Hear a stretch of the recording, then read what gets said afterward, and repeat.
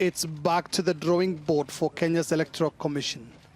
The decision by the Supreme Court judges to annul the result of last month's poll is casting doubt on whether the Commission can organize a legitimate vote.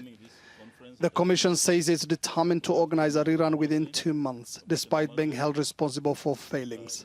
Where the court outlines that there were errors, then somebody has to take responsibility for those errors. But I'm confident in my commission, the new commissioner, that will be able to deliver. The court said clearly and directed IEBC to do the election, the rerun in 60 days. Opposition leaders are calling for officials of the commission to be charged criminal offenses, a move that could jeopardize. The process of selecting new commissioners could take months and leave Kenya in crisis. If we don't have the election at the end of 60 days, the Speaker of the National Assembly takes over as acting president. It's as simple as that. Then you would have to organize a new election after that. This is uncertain ground for Kenya. Nothing of this sort has ever happened before. Many Kenyans are happy with the decision of the Supreme Court.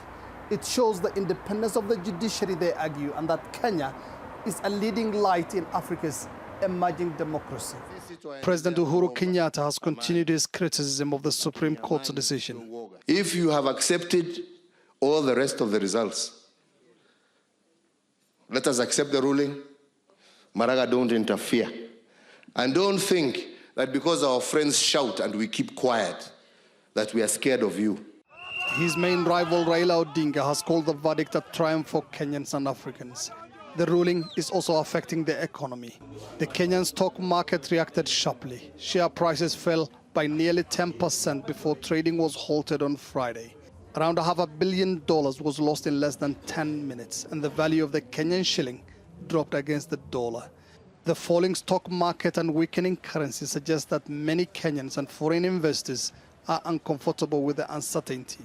Analysts say it will take a long time for the economy to recover. So we're looking at maybe the last quarter of 2018, if we're lucky. That's when things will start ticking up, because a new government, new friends, new partners, new plans, new spending, etc. Things settle down, investors become more confident, the country starts to deal with its own demons. So I'm looking at 2019.